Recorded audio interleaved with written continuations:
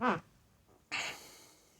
physically held a key that opened every single door in the facility. I had complete access to every compartment they manufactured. What are you blowing the whistle on? That there are technologies at the South Pole Station that people can't even consider that exist on this planet. Directed energy weapon systems is something that people need to get in their vocabulary fast. The Ice Cube neutrino detector is not simply a passive listening device as presented for the science that they're claiming it to do. It also has the capacity to transmit. There are embedded in the ice what are called digital optical modules, DOMs. They're about the size of a basketball. The array embedded in the ice is 1 kilometer by 1 kilometer by 1 kilometer. It is the world's largest telescope. And now, because we have proven that it can transmit, it's the world's largest directed energy weapon system. It is responsible for the earthquakes in Christchurch, New Zealand.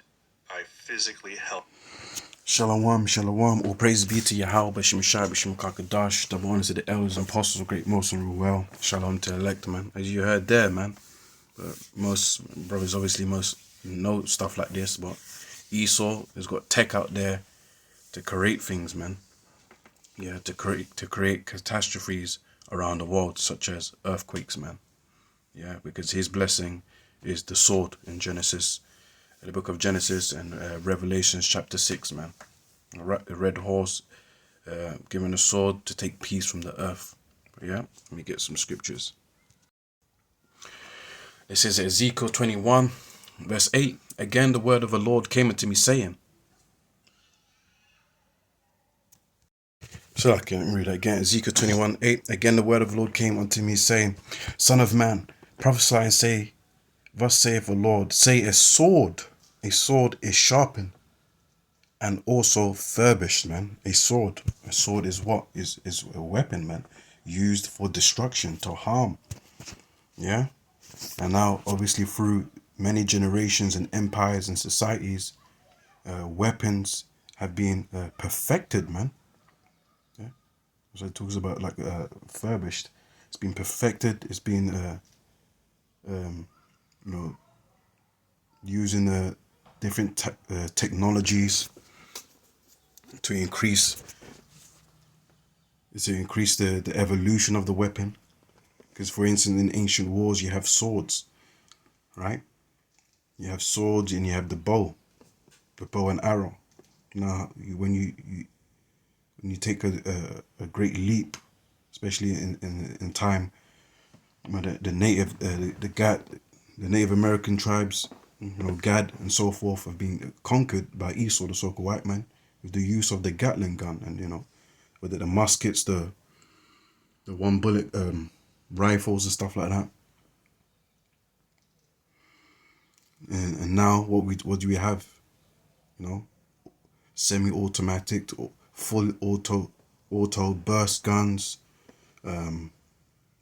rocket launchers, and the great weapon, the great sword is them bombs, man. Atomic bombs and supersonic missiles and warheads and stuff like that.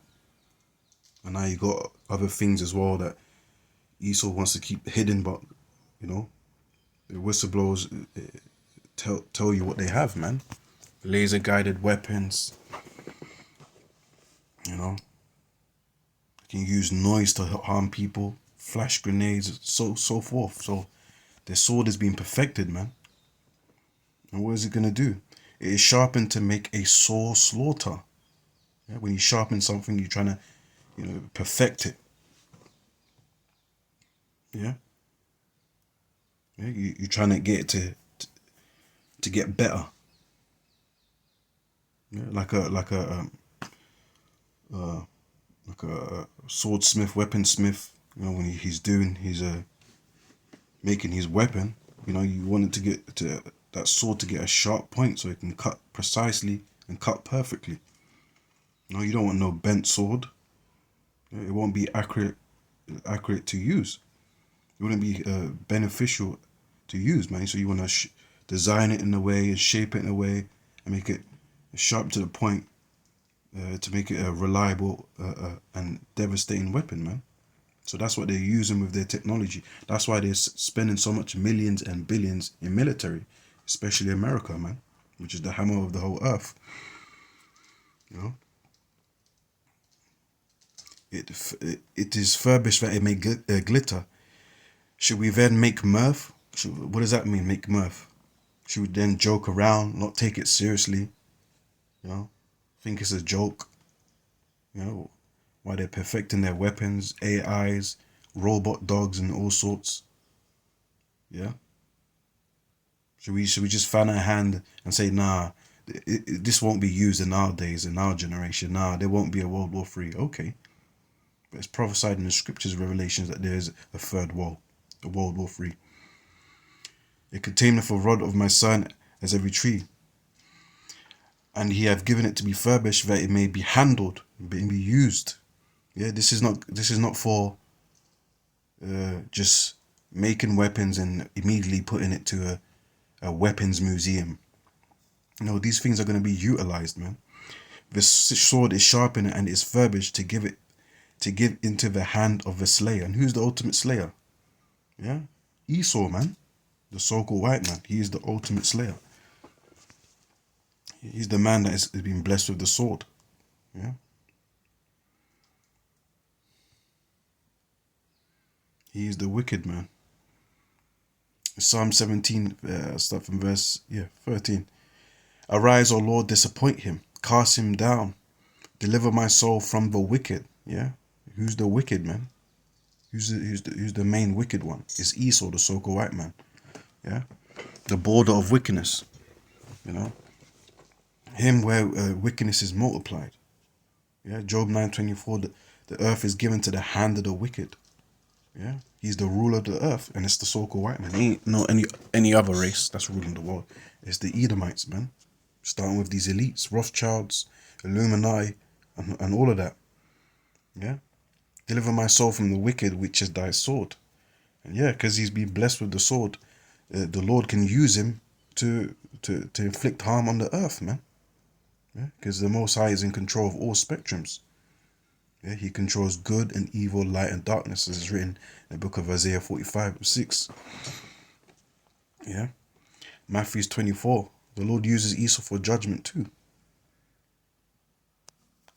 Yeah. But guess what? Esau's blessing will be his curse, man. Matthew 24 and verse 6 to 7. And ye shall hear of wars and rumours of wars. See that ye be not troubled. For all these things must come to pass, but the end is not yet. For nation shall rise against nation, and kingdom against kingdom. And there shall be famines and pestilences and earthquakes. That's the main point. Because that gentleman, whistleblower, was talking about, you know, a certain type of weapon that can create earthquakes, man. And earthquakes in diverse places. All these are the beginning of sorrows. And Esau likes to do that. Put earthquakes in certain places so that those nations, those countries, those lands can stay poor. Yeah, and therefore they're gonna have to beg the West, America, for aid, and then it puts them in debt, or they're forced to sign contracts because they're defeated, innit? Yeah, if you need help, they can put a contract to you saying, okay, we can give you the help, we can give you the millions, but guess what? We're gonna have to own this property, this land, these organizations, these businesses, and you are basically have to bow down to us. You see, that's how the CIA, these devils and elites work. Destroy, destabilize, and divide and conquer places, man, so they can infiltrate. Put sanctions on people, you know, put earthquakes on people, you know. That's the way of the devil, man. But anyways, all these are the beginning of sorrows, man. Anyways, with that, all praise be to Yahweh, Shim Shah, Shim Kakadash, Shalom.